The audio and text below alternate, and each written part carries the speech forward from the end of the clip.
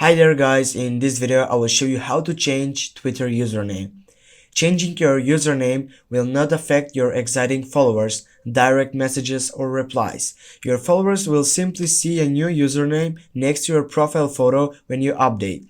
We suggest you alert your followers before you change your username so they can direct replies or direct message to your new username.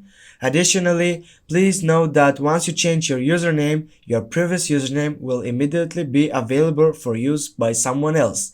Now guys, let's get started with our purity. Now select on your profile photo on your left upper side.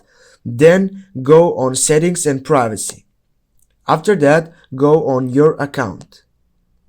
Then select account information.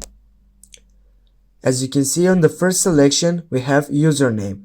Go on it and change it. For example, now go done. Your username has been updated and now you have a new username. Go on your profile and you can see we have a different username. Thank you so much guys. Don't forget to like and leave a comment down below. Have a nice day and see you soon.